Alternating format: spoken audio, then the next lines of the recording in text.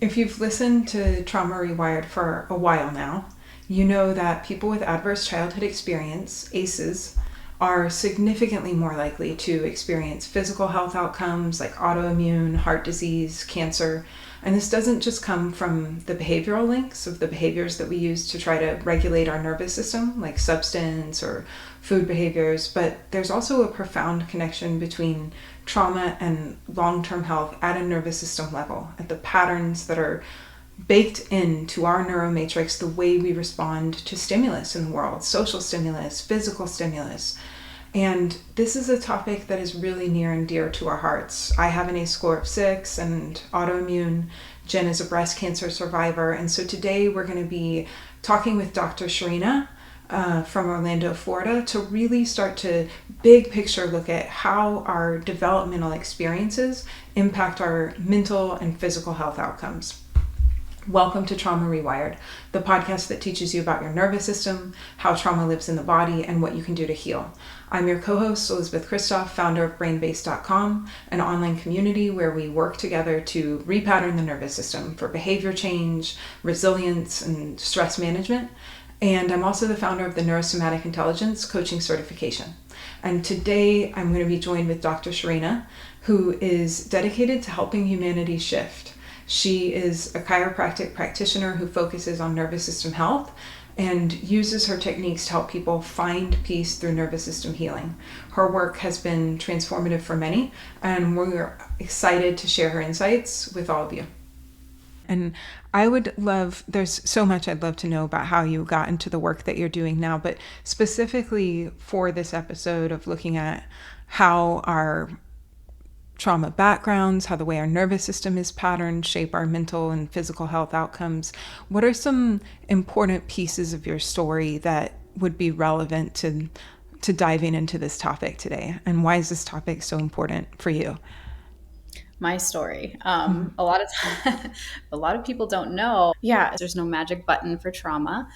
But chiropractically speaking, network spinal does release that tension bound within the spinal cord. So that allows the body to heal. It tends to be a very what I call neuro-emotional technique, because we are working specifically with the parasympathetic nervous system. So that is our rest and digest. And typically when we do work with that specific nervous system, we do see the emotional changes happening. So less anxiety, people coming in for depression, just changes behaviorally. That's where we see a lot of childhood trauma stuff coming up. But yeah, my story, like I said, my route in school in childhood was always medical school. So I knew medicine in some sort of way, shape, or form was going to be my path. I just didn't know where.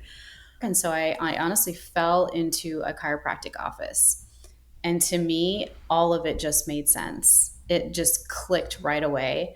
I finally experienced that movement, and it was the way I describe that feeling is just such peace and freedom within, freedom to express, freedom to just be who I am. And I got off the table that day and I was like, everyone needs to experience this, everyone. And so that's how I knew chiropractic school was the route I was going to take. So I applied to chiropractic school that day. It's so interesting how we're led by our own bodies, our own experiences into the work that really allows us to come out and serve the world.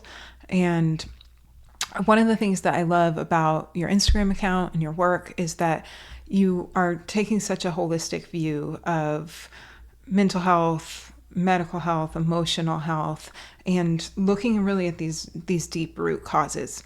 And this season on Trauma Rewired, we are looking at the whole medical and mental health paradigm and trying to dive a little bit deeper into looking at the neurological components underneath a lot of outputs of the nervous system and how they're missing pieces for a lot of people of not knowing how to address their nervous system or the way that their body is holding on to these patterns, these protective patterns that come from their trauma. And I wanted to talk a little bit about connecting the dots for some people with gut health issues or anxiety or pain.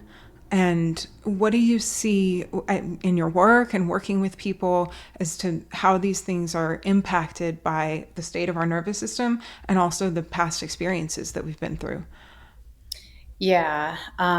So my overview of symptoms that can be experienced is everything is connected, right? I think at the end of the day, we just have to remember everything is connected.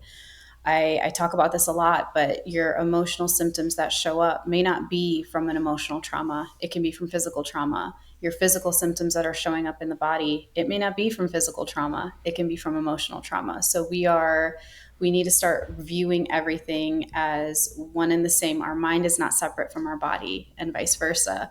So when we are treating our body, again, treating the whole body, not just the symptoms that we're feeling, because they are coming from somewhere. We are feeling, in my overview of what I've seen, everything manifests within the body. So everything goes within, whether that is our lack of expression of emotion. We hold all of that stuff within us, and then it's going to surface at some point. The body is going to express what we are suppressing.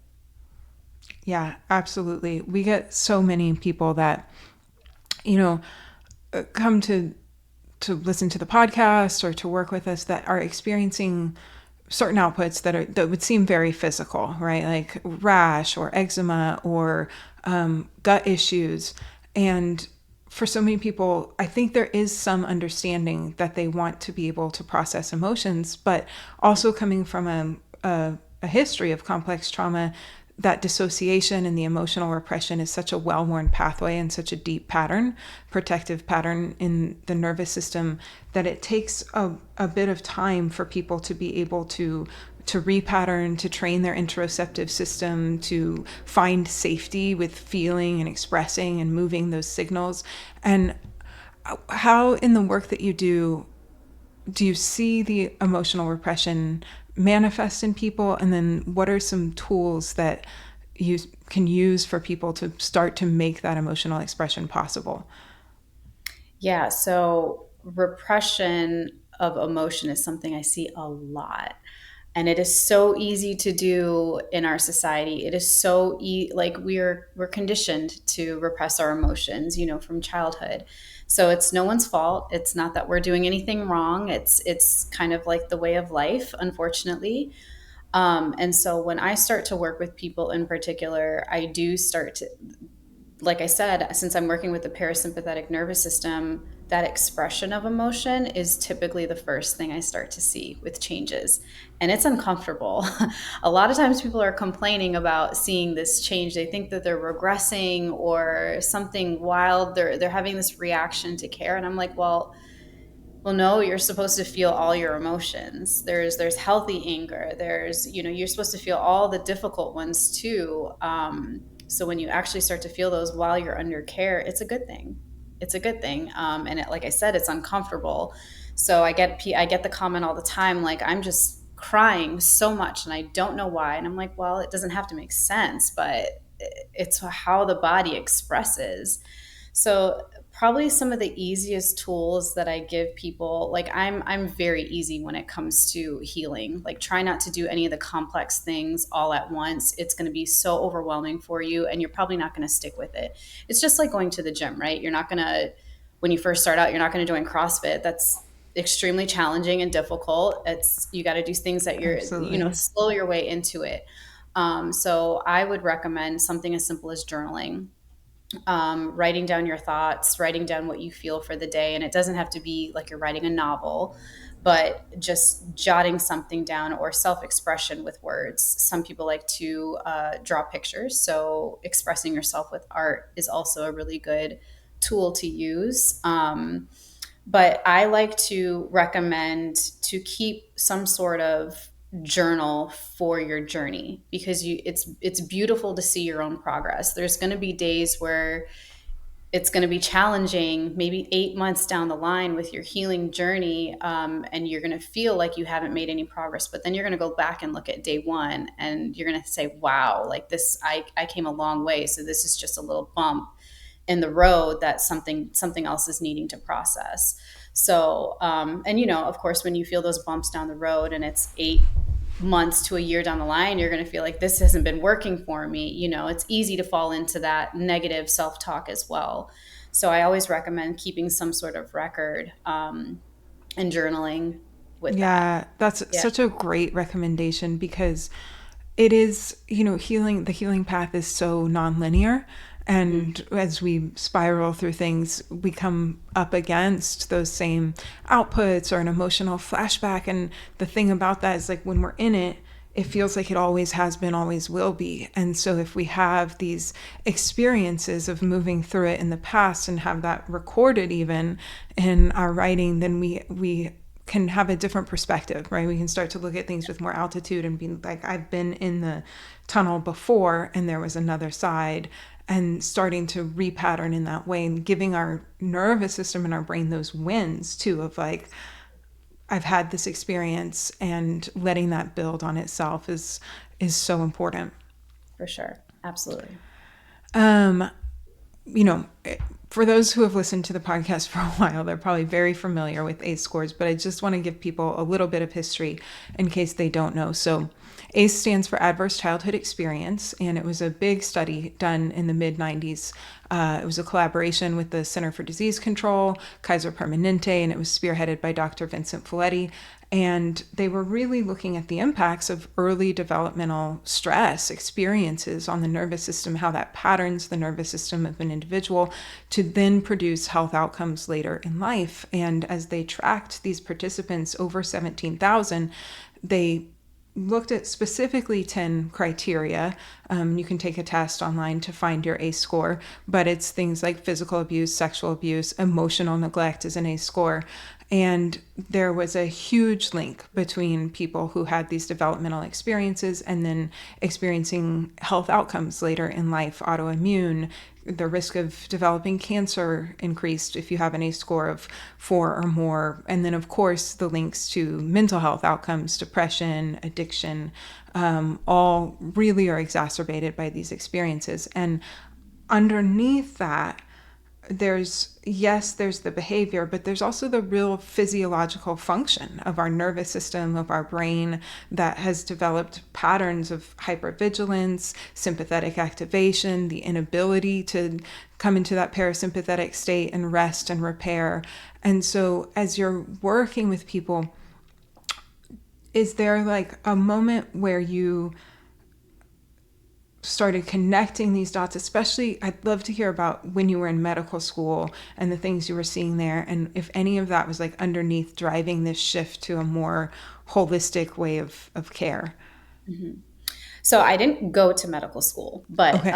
so it was the process of getting there. When I was shadowing actually in the clinics, following doctors around to make sure that this is what I wanted to do, there was, again, to me, it was that lack of connection of a whole body approach. It was, what's going on? What are you experiencing? Okay, let's let you stop experiencing that. And that's how we handle, and that's plain black and white right there. That's how we Yeah. handle healthcare. That's how we handle the body. And there was nothing deeper. It wasn't, why is this showing up? This child is 9 years old. They shouldn't be experiencing depression. They shouldn't be experiencing anxiety at this young of an age. Why are we seeing eating disorders in young children? What else is going on there? Where is that stemming from?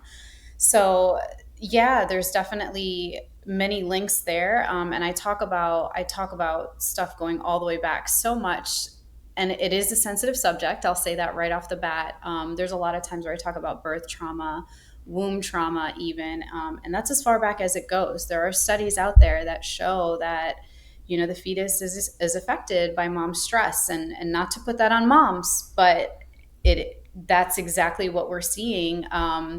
That stress can go inward, that birth trauma, that childhood trauma, it goes inward and it starts to come out as symptoms later on. Sometimes, if we're lucky, we get to see those symptoms very early on and we can handle those. That's why I see a lot of babies in my office and my practice. But yeah, there's usually always a link to childhood stuff that has happened, even if the patient is unaware. of that affecting them in some sort of way.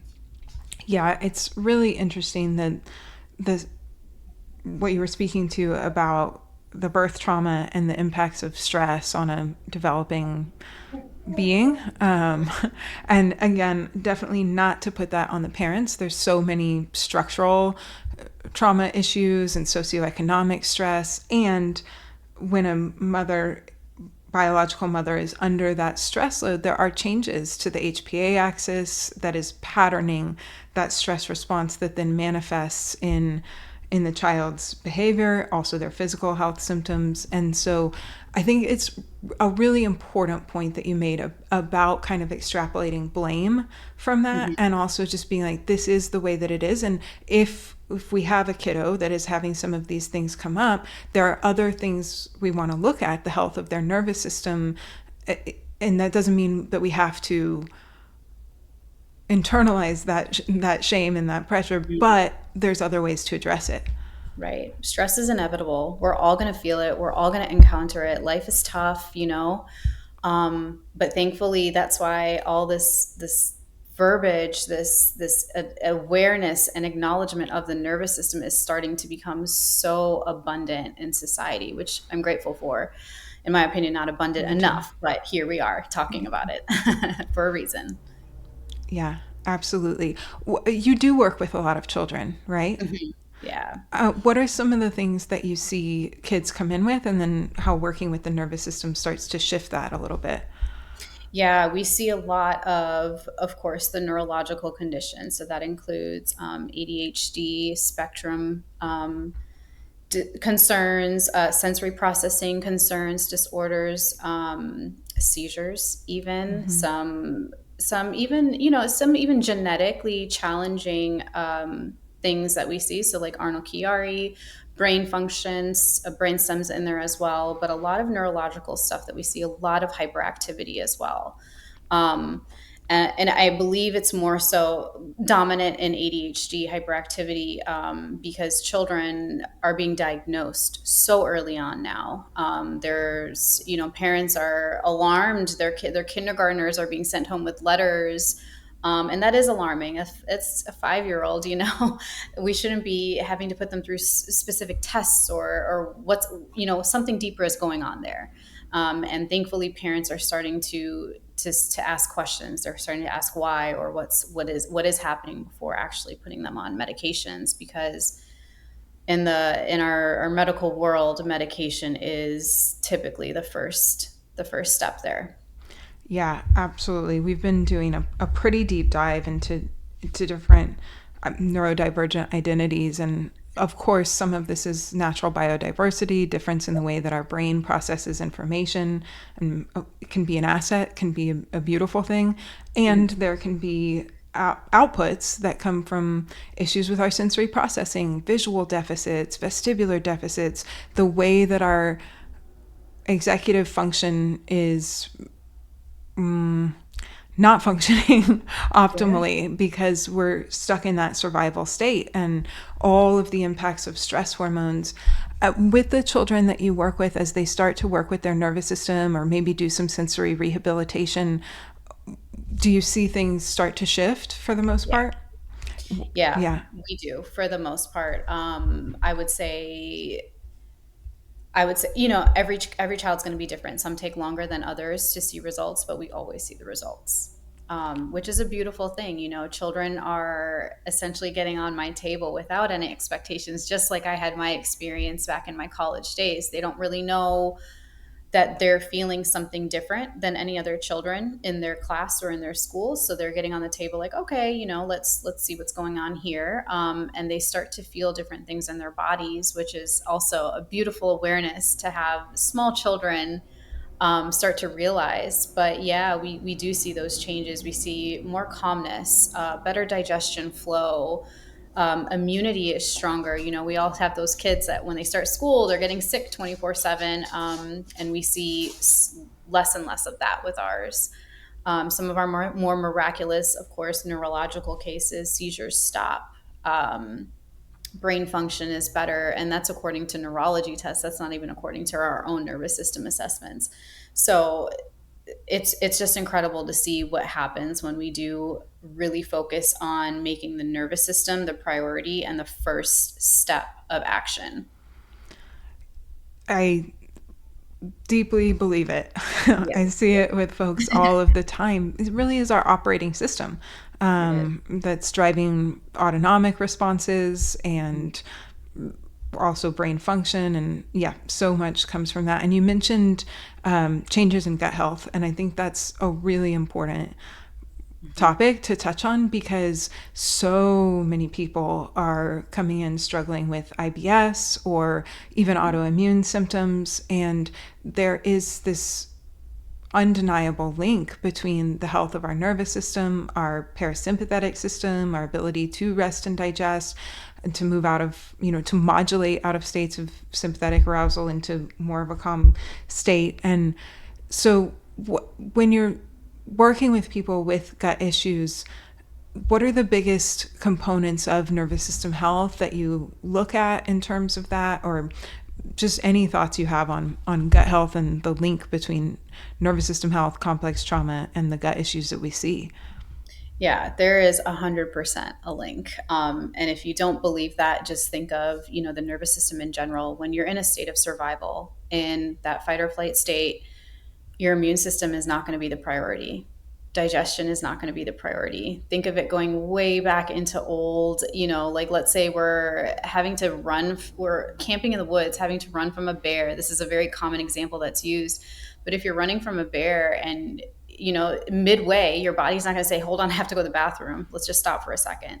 That's not what happens. Everything just turns off. So think about if you're in that state chronically. Let's say you're in our world, you're running from that bear day after day after day after day. Digestion is going to be just constantly cut off and chronically almost paralyzed to the point where that's why we do see IBS.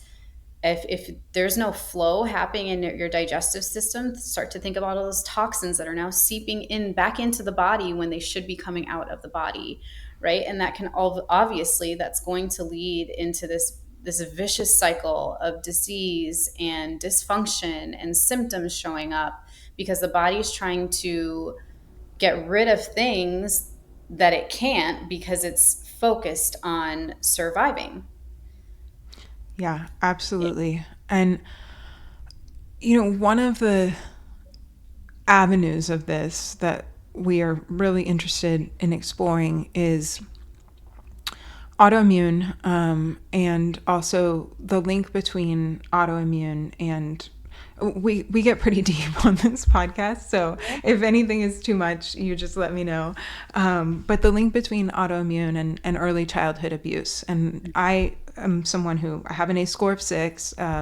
Early childhood sexual abuse is part of my story, and I have a very really hyper-reactive shame response. Like that is just a well-worn protective pathway of my nervous system. And with that comes a lot of inflammation.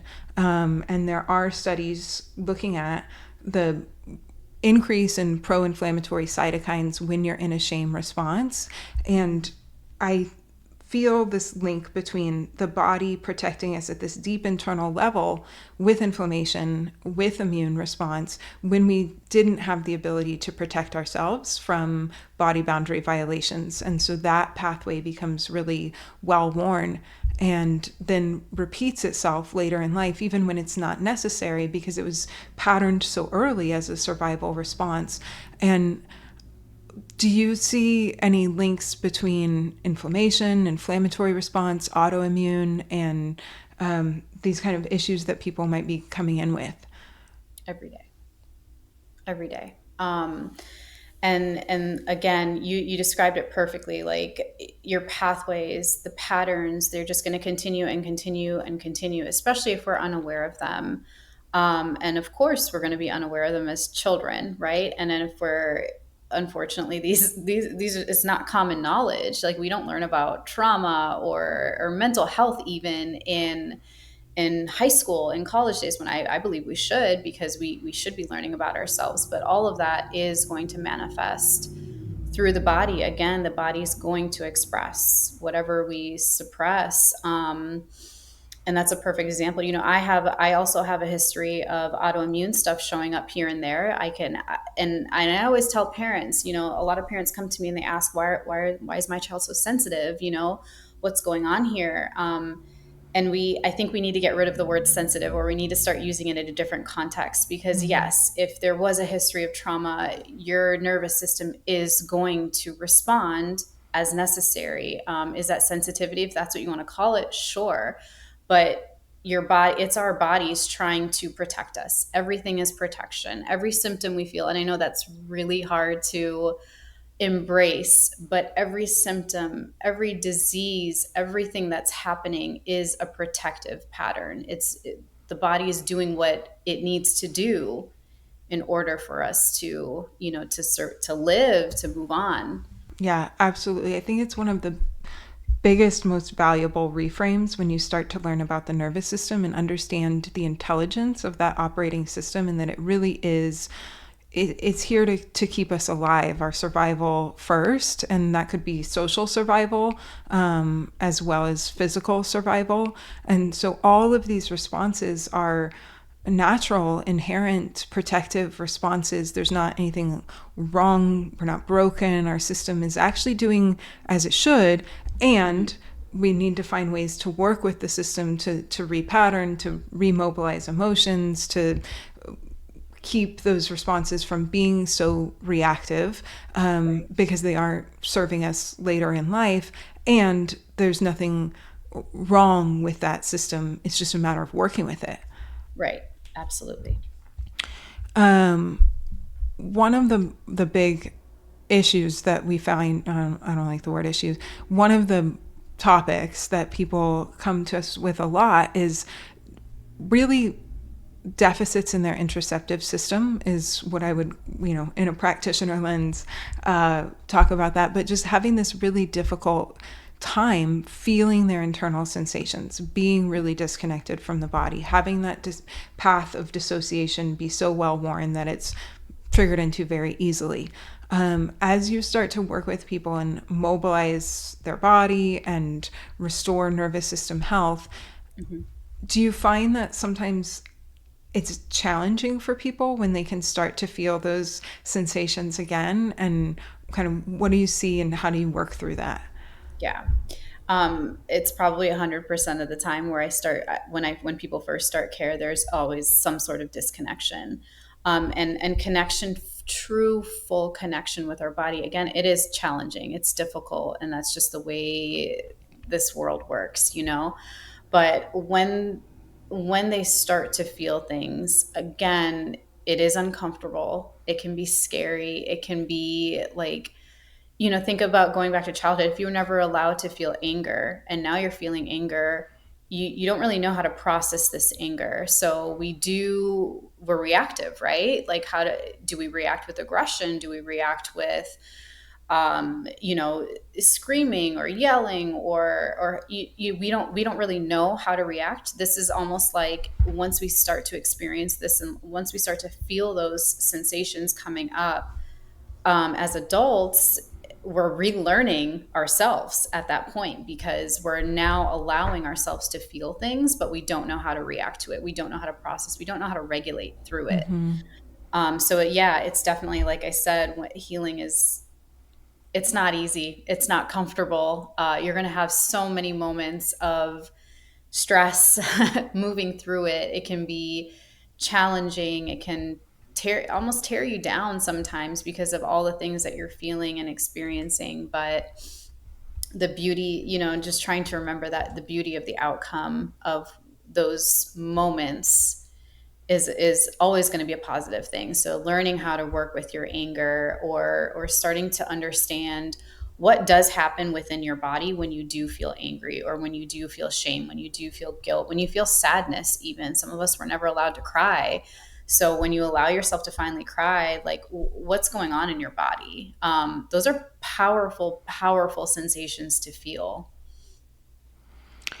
Yeah, it's certainly been a journey over here in Yeah. kind of minimum effective dose, allowing myself to feel that, process it, re-regulate around it, find safe containers to express that, so that I don't just go out into dissociation so quickly.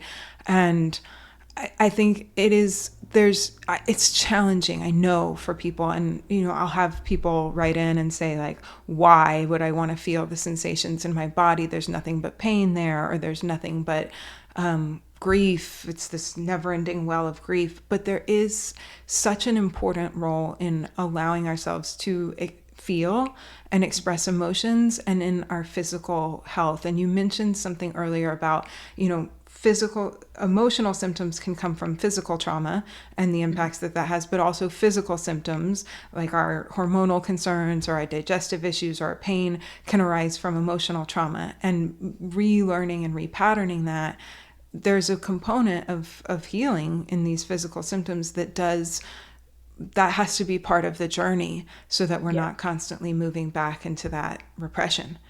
For sure. For sure. Yeah. That's a big thing I always talk about, because we tend to separate physical and emotional trauma. Well, we can separate it in our minds, but our body isn't going to say one day, oh my gosh, we just experienced this crazy emotional trauma, I'm going to respond this way. Or I have this blunt physical trauma, I'm just going to do this. Your body doesn't differentiate between the two. It takes trauma as trauma. It responds the same exact way. And that's important for us to realize. Like, the mind's powerful because we can separate that, but the body does not. That's right. Stress is stress. Yes, And there's exactly. no separating the emotional regulation from the nervous system regulation. Really, they're a linked, it's all the same system processing. Yes. One of the things that you talk about on your account that I would love to explore as well is just the larger view of trauma. Like, yes, we have the individual components of complex trauma, but there's also big systemic and structural trauma that impacts our nervous systems. And really trying to make sure that we look at how these systems are also causing emotional repression, nervous system dysregulation, and how sometimes these systems become internalized and drive our shame responses or our sympathetic activation as we're just moving through this world that is it's really stressful for certain populations. Yeah. Yeah. I always talk about this because it's so important to know, like you mentioned before, our nervous system shapes who we are. It is like our highway in this life. And we clearly have a nervous system from when we are in the womb. So everything we experience, whether that's taking on mom stress, whether that is, something that happened in childhood, even in adulthood, it's going to shift our world. It's going to shift what happens within, as as long as we're not processing, right? And we're suppressing or not expressing or not able to just regulate through what's going on. It creates a pattern, and those patterns are repeated day after day after day, or through those same situations that may happen. Like, let's say, like you mentioned, in childhood, if something happened, let's say there was, like in my experience, just emotional neglect. If I experience that in adulthood, if that ever comes up, immediately it's going to be a trigger. I'm going to have those same emotions come up. I'm going to remember what that felt like. I may not remember the experience in childhood, but I'm going to remember that emotion. I'm going to feel triggered.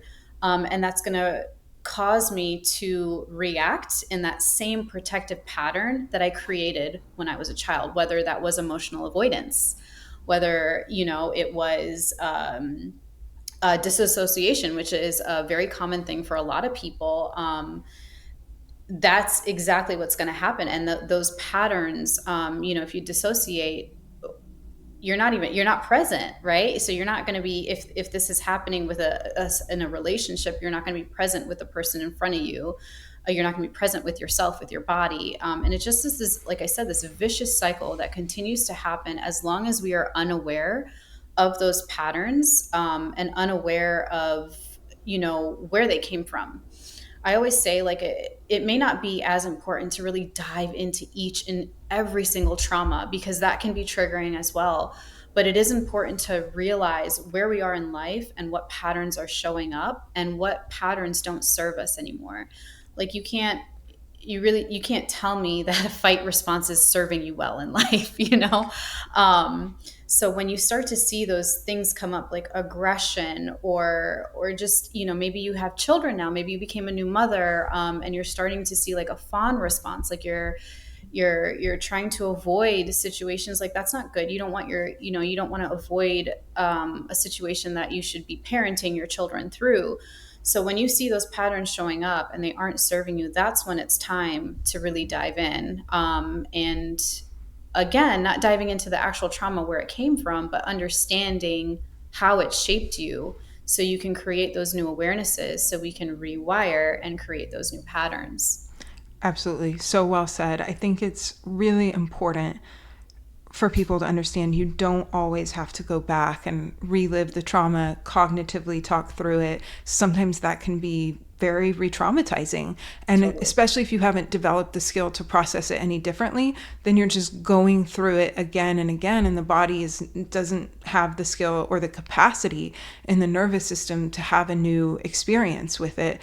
But at the same time, we do want to recognize where these patterns are showing up in our life and begin to equip ourselves with the practices or the practitioners that can help us begin to repattern, so that we do have to at some point address that, or else we get stuck in those loops that you were talking about before, and they compound. The stress compounds from going into the same behavior and then causing the problems in the relationships or the work stress or the self-abandonment, and then it just keeps on going. Right, for sure. And then one thing that you also talk about quite a bit is the importance of community in healing, and that healing isn't something that can be done in isolation. And I think that is just so critical to look at, because we are social beings. Our nervous systems are always communicating with one another. And it's really, I think so much of complex trauma is an attachment wound. It's the stress that we feel connecting to other people, and it's also that deep need for connection that we might not have had. And so it can become very disorganized in the way that we approach relationships. And so part of that repatterning has to come with relational healing, and not healing in isolation, but being able to gradually create those nourishing relationships that foster new experience and new experiences at the level of our nervous system. For sure. For sure. It's important to know there has to be balance. There's a lot of times where we're going to naturally want to isolate, and in those moments, in those seasons of life, it may be necessary. But staying in isolation chronically, we are not wired for that. We are not meant to move on in life like that. When we're born as babies, we naturally, that's the first thing that we do, is connect. We want to be attached to our moms. We want to be attached to people, to feel that warmth, to hear the heartbeat. That connection is like our foundation. So staying in isolation chronically, you can say that, okay, I've been here chronically, but like, and you're healing. Is it really healing, or is, at that point, are you just isolating? So there's no triggers around you. There's no one to connect with. So you don't know that you're reacting anymore. So yeah, there's a fine line between isolating through healing, but also finding those connective relationships, because those are, like, we go through isolation and sometimes separate from family, friends, we cut relationships off, and that's totally necessary. But then finding those new relationships and learning ourselves within those relationships is just as important as cutting off those older relationships. That's how we Yeah. grow. Like, that's evolvement right there. It really is. And I think it is important to understand that can be a process, and that there's going to be times where we pull back, or certain relationships that it is necessary to pull away from? And then also, how do we start to cultivate different relationships? And even if that is starting with like being out in nature and connecting to other living things like the trees and the earth, or having a pet and developing that relationship in a safe space, and then allowing those little moments to grow, maybe finding a practitioner that we really trust, and then baby stepping our way out into new relationship patterns. Yes, for sure. This is a podcast, lots of folks coming in with high levels of ACE scores and all of the outputs that come with that, whether that's mental health or physical health. And if they're just starting to learn about this journey and starting to connect some dots between my developmental experiences and the experiences that I have now in life, what would be something that you would want them to know as they're starting to explore all of this?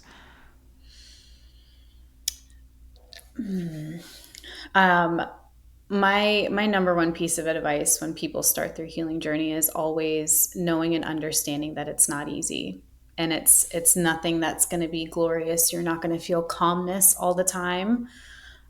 Even let's say 10 years healed, um, it's not about calmness 24/7. That's not what life is about. And in a perfect world, yes, but that's not the idea of what's going on with the nervous system. Our nervous system is its way for a reason. It's to handle the stress. It's to take on the stress. It's to create this greater capacity than what we do have right now. So I like, resiliency, essentially, to handle those daily stressors that come our way, to handle the trauma that's going to be coming into our lives, whether that's emotional or physical.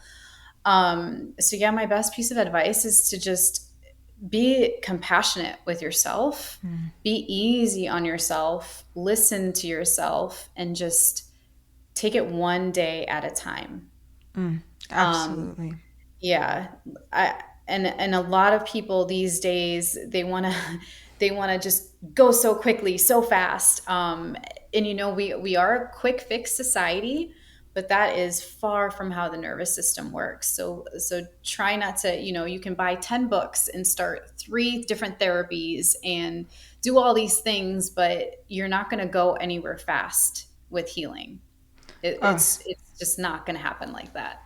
those are two really important points that I want to highlight that you just said. And one is that like nervous system regulation is not a flat line. It's not just being calm all of the time. And I think that is crucial to understand, that it's really about modulation, having the appropriate amount of activation and response for the situation that's there. And so that we can be embodied and feel all of the emotions. And we also live in a world that is dysregulating at times. There's events that are happening in the world, there's the news, there's all of the stimulus, the light, the sounds, the relationships, and we're not trying to numb out to all of that with a healthy nervous system, but rather be able to have the capacity to experience it, process it, move through it, and have that resilience that you talked about. And then the speed of healing is, so many people come in within the same state of activation into their healing process that they're moving through the world with. And there's this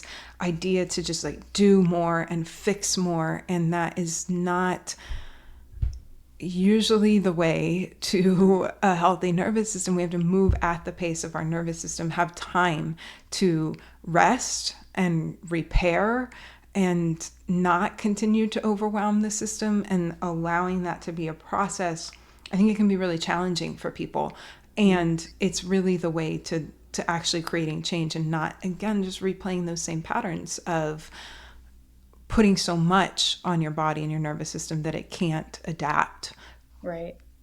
Right, for sure. Yeah. Like I said, unfortunately, we're a quick fix society, right? In modern medicine, that's what we're taught. We've always known that. You get sick, you take a medicine, you get better. You feel something's off, you go to the doctor, you get imaging and figure out where to go from there. Like, everything has been so fast. And it's because we're listening to our bodies when we're at this deeper survival state. If we were listening to it beforehand, we probably would have experienced like, okay, yeah, I started experiencing headaches out of nowhere. Yes, I can live through my headaches, but now like 2 years later, now experiencing something else. So that quick fix mindset, when you go for true healing, you have to think the exact opposite.